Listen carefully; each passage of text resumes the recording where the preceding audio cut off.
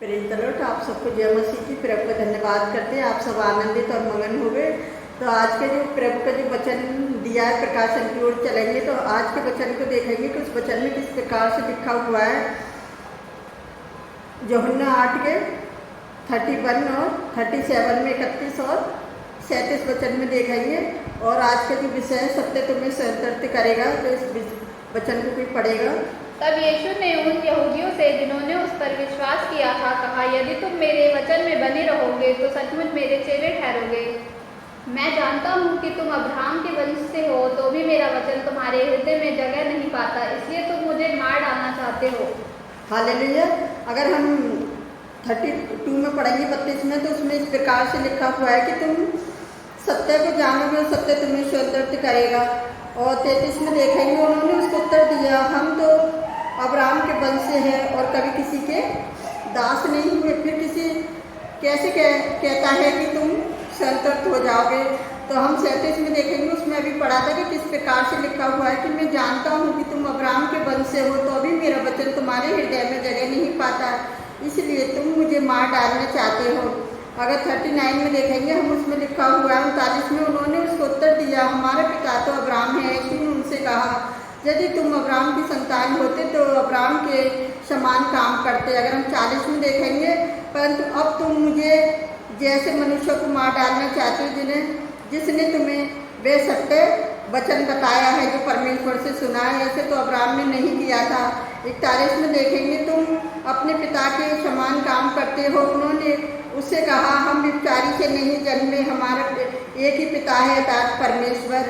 अगर हम 43 में देखेंगे, तुम मेरी बातें क्यों नहीं समझते, इसलिए कि तुम मेरा वचन सुन नहीं सकते।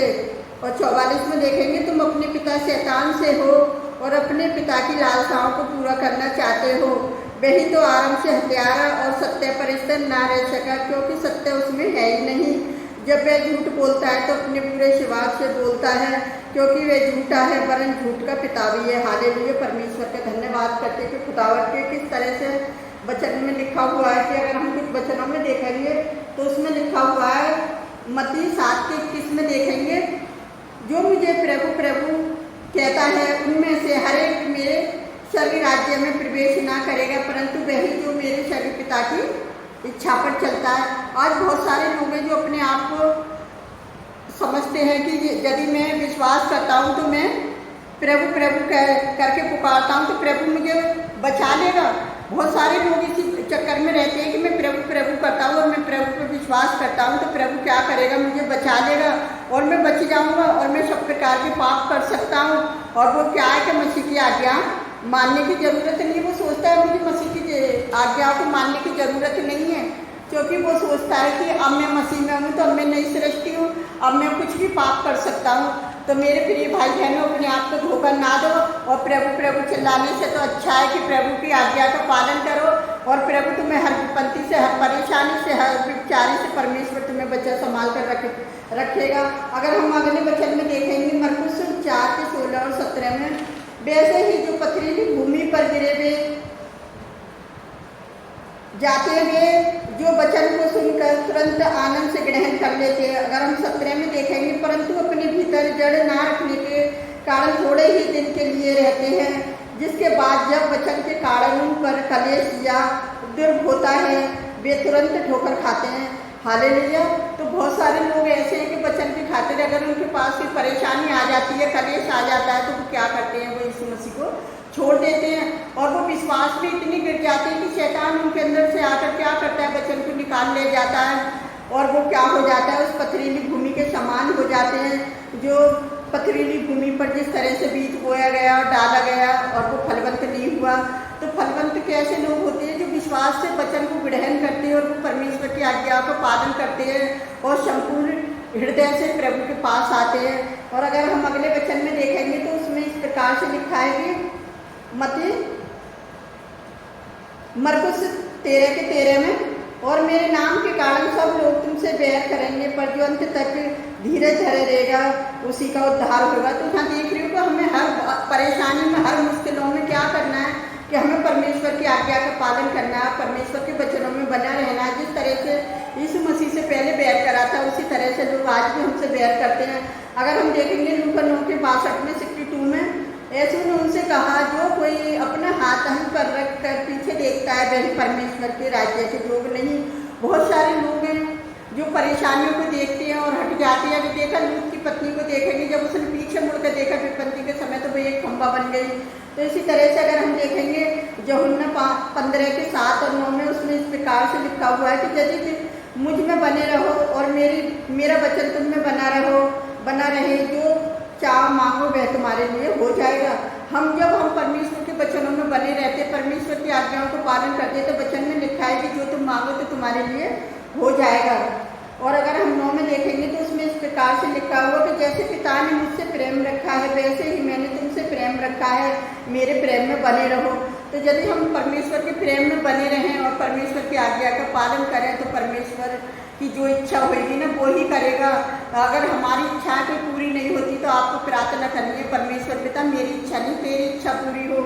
और हम अगले वचन में देखेंगे, उसमें लिखा है लूका 4:18 में, प्रभु का आत्मा मुझ पर है इसलिए कि उसने कंगालों को शुभ समाचार सुनाने के लिए मेरा अभिषेक किया और मुझे इसलिए भेजा कि बंदियों को छुटकारे का और दृष्टि पाने का शुभ समाचार प्रचार करूं और कुचले हुओं को छुड़ाऊं। और क्या कह रहे हैं कि परमेश्वर इनने यीशु मसीह का शुभ समाचार सुनाने के लिए उसका अभिषेक किया कि भी बंदी में जो लोग बंदी हैं, जो लोग शैतान के जकड़े हुए लोग हैं, उनको छुटकारे का, बंदियों को और अंधों को दृष्टि दान देने के लिए। उनकी आंखें तो खोली परमेश्वर ने, लेकिन उनकी क्या करें, यीशु मसीह ने आत्मिक आंखों को भी खोला। और ऐसे ही लोग हमारे पाप को क्षमा करने के लिए यीशु मसीह अपने आप को बलिदान हुआ कि जैसे भविष्यवक्ता के द्वारा कहा था, यीशु मसीह अपने बारे में बता रहा है कि परमेश्वर का आत्मा क्या था कि मुझ पर था प्रभु का आत्मा, और प्रभु ने मुझे इसलिए भेजा कि मैं क्या करूं, कंगालों को शुभ समाचार सुनाऊं। तो कंगाल कौन, हम जैसे ही लोग जो उस पर विश्वास करते हैं और उसकी आज्ञा का पालन करते हैं और उसके वचनों को ग्रहण करते हैं। और प्रभु यीशु मसीह ने अपनी महिमा के लिए नहीं, यीशु मसीह की महिमा के लिए आया। और उसने क्या करा कि यीशु मसीह ने हमारे लिए शुभ समाचार के लिए हमारे पाप शराब, हमारी बीमारियों को, हमारे दुखों को, हमारे पापों को अपने ऊपर उठा लिया ताकि हम उस आने वाले विरोध से बच जाएं। अगर हम मत्ती 3:9 में देखेंगे तो उसमें लिखा है, और अपने अपने मन में ये ना सोचो कि हमारा पिता अब्राहम है, क्योंकि मैं तुमसे कहता हूँ कि परमेश्वर इन पत्थरों से अब्राहम के लिए संतान उत्पन्न कर सकता है। हालेलुया, परमेश्वर का धन्यवाद करते हैं कि वो परमेश्वर है जो पत्थरों से संतान पैदा करने के लिए कह रहा है। लोग कह रहे हैं कि मतलब हम तो परमेश्वर के वंश से, वो झूठ बोल रहे हैं। जिस तरह से अब्राहम ने परमेश्वर की आज्ञा का पालन करा कि उसी तरह के लोग आज यीशु मसीह की इच्छा का पालन कर रहे हैं, जो परमेश्वर की आज्ञा का पालन कर रहे हैं। तो वो अब्राहम की क्या पालन करेंगे, वो अब्राहम पे, वो तो एक झूठ के पिता पर विश्वास करते हैं क्योंकि वो सदा झूठ बोलता है। और आज मैं पता है क्या है, आज के सुंदर वचन के लिए मैं प्रभु का धन्यवाद करती हूँ। तो आप इसी तरह से परमेश्वर के वचनों में बने रहिए, परमेश्वर के वचनों को ग्रहण कीजिए और बाइबल से इन वचनों को पढ़िए ताकि आपको पता चले कि कोई सही है या गलत है। इस वचन को आप बाइबल से जरूर देखें। तो मैं एक और मैं से कहना चाहती हूँ कि कुछ लोग ये कहते हैं कि धर्म परिवर्तन कर लिया, धर्म किसी का बदल दिया। तो मेरे प्रिय भाई बहनों, यीशु मसीह किसी का धर्म परिवर्तन करने के लिए नहीं आया, वो तो पाप से छुटकारा देने के लिए आया, उनका हृदय बदलने के लिए आया, उनके हृदय का परिवर्तन करने के लिए आया। आज लोग कहते हैं अरे नहीं, सारे लोग ईसाई बने जा रहे हैं। अरे मेरे प्रिय भाई बहनों, सारे लोग ईसाई नहीं बनिए। अगर हम वचन से देखेंगे तो अगर उसमें किस प्रकार से लिखा हुआ है, यूहन्ना 6:43 से 44 में हम पढ़ेंगे कि कुछ लोग पता है क्या है, यीशु ने उनको उत्तर दिया कि आपस में क्यों कुड़कुड़ाते हो। 44 में देखेंगे, कोई मेरे पास नहीं आ सकता जब तक पिता जिसने मुझे भेजा है उसे खींच ना ले और उसे अंतिम दिन फिर जिला उठे। अगर हम 45 में देखेंगे, जो लोग परमेश्वर की ओर से सिखाए हुए होंगे, जैसे किसी ने पिता से सुना और सीखा है वही मेरे पास आता है। तो मेरे प्रिय भाई बहनों, इस वचन में किस प्रकार से लिखा हुआ है कि जब तक परमेश्वर किसी को ना खींचे, जब तक कोई खींच नहीं सकता। आप अपनी तरफ कितना भी खींच लो, वो परमेश्वर है आपको और मेरे रचने वाला, वो सारी दुनिया का, सारे संसार का सृजनहार है। तो वो किसका जिसका धर्म परिवर्तन करेगा वो तो हृदय को परिवर्तन करने वाला मेरा परमेश्वर यहोवा है, जो हर एक किसी को पाप से मुक्ति करने के लिए और व्यभिचारी से छुड़ाने के लिए, उन्हें इसे गंदे गंदे कामों से बचाने के लिए, उस शैतान के जाल से बचाने के लिए उसने अपने इकलौते पुत्र यीशु मसीह को भेजा कि उन्हें बचा ले। तो मेरे भाई बहनों, आप ऐसा ना समझो कि किसी का धर्म परिवर्तन हो गया, अरे उसे परमेश्वर ने अपनी ओर खींच लिया तो आप और मैं उसे कुछ भी नहीं कर सकते। और आप ये ना सोचो कि उसका धर्म परिवर्तन हो गया, आप ये सोचो कि उसके मन का परिवर्तन हो गया और उसने एक स्वर्ग राज्य को के बाह में प्रवेश कर लिया। तो हम, अगर हमें परमेश्वर खींचता है तो हम स्वर्ग राज्य के बारिश होंगे। अगर हम परमेश्वर की ओर से नहीं है तो परमेश्वर ना तो हमें कुछ सिखाएगा और ना ही कोई कुछ हमें बताएगा, क्योंकि हम परमेश्वर की ओर से नहीं है।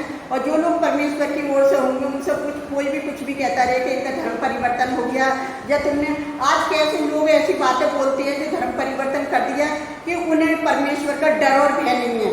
वो लोग बोलते हैं वो परमेश्वर के बारे में नहीं जानते। आज ऐसे ही लोग बोलते हैं, सारी दुनिया के लोग एक से नहीं है और सारी दुनिया के लोग ऐसे नहीं है कि वो ऐसे ही बोलते हैं उनके धर्म परिवर्तन करा लिया। उनको पता है, अगर वो बाइबल पढ़ते हैं तो उन्हें पता है कि जब तक परमेश्वर किसी को ना खींचे तो वो खींच नहीं सकता, क्योंकि उनका पिता परमेश्वर जो है, जिसने उन्हें बनाया रचाया, माँ के गर्भ से ही उन्हें निकाला है और उसने उनको चुन के खड़ा किया है। तो मेरे प्रिय भाई बहनों, आज जो पब्लिक जा रही है परमेश्वर के राज्य में, वो परमेश्वर की ओर से जा रही है, किसी मनुष्य की ओर से ना।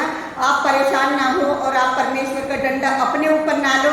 मेरी आप सबसे यही दुआ है कि आप परमेश्वर का दंड अपने ऊपर ना लो, क्योंकि जो विश्वास करते हैं उन पर दंड की आज्ञा नहीं है, जो विश्वास नहीं करते उन पर दंड की आज्ञा है। तो आप दंड की आज्ञा ना लें और परमेश्वर से टक्कर ना लें तो अच्छा ही है, क्योंकि परमेश्वर भला है। और हम आप सबके लिए हम प्रार्थना करते हैं कि ऐसे लोगों को परमेश्वर बचाए जो धर्म परिवर्तन कहते हैं, कि परमेश्वर अगर किसी के दिल का परिवर्तन कर लिया, किसी के मन का परिवर्तन कर लिया, तो इसमें धर्म परिवर्तन की तो कोई बात ही नहीं है, क्योंकि परमेश्वर सारी जाति का, सारी मानव जाति का बनाने वाला और रचने वाला परमेश्वर है, कोई जाति धर्म नहीं है। क्योंकि परमेश्वर बस अपने लोगों को उस दुष्ट शैतान से बचाने के लिए इस दुनिया में अपने बेटे यीशु मसीह को भेजा, ताकि वो बहुत सारे लोगों को बचा सके और स्वर्ग राज्य में वो प्रवेश कर सके। तो मैं अपने प्रभु यीशु मसीह का धन्यवाद करती हूँ आज के सुंदर वचनों के लिए। तो आइए हम आप सबके लिए प्रार्थना करते हैं, आप भी हमारे साथ मिलकर प्रार्थना करें। धन्यवाद करती मेरे खुदावन, मेरे जीवते पिता परमेश्वर, जो आपने ये सुंदर वचन देकर आशीषित किया है, जो आप में बना रहता है प्यारे जो परमेश्वर, आप उसमें बने रहते हैं मेरे प्यारे प्रभु परमेश्वर पिता। जितने लोग इन वचनों को ग्रहण करते हैं और तेरे वचन से देखते हैं प्यारे जो परमेश्वर, उनके जीवनों में ये वचन सोगुना फलवंत हो जाए मेरे राजा, मेरे उद्धार करता प्रभु। आज जाने कितने लोगों के बर्थडे हैं प्यारे जो परमेश्वर, उन्हें आशीष देना कि उन्हें आने वाला साल खुशियों भरा साल हो, आशीषों से भरा साल हो मेरी जो परमेश्वर। जितने लोगों की एनिवर्सरी है प्यारे जो परमेश्वर, उनको भी आशीष देना खुदावन। मैं आपसे विनती करती हूँ पिता मेरे परमेश्वर जो जितने लोग बीमार हैं पिता, आप उन्हें छुएं और चंगाई दें खुदावन।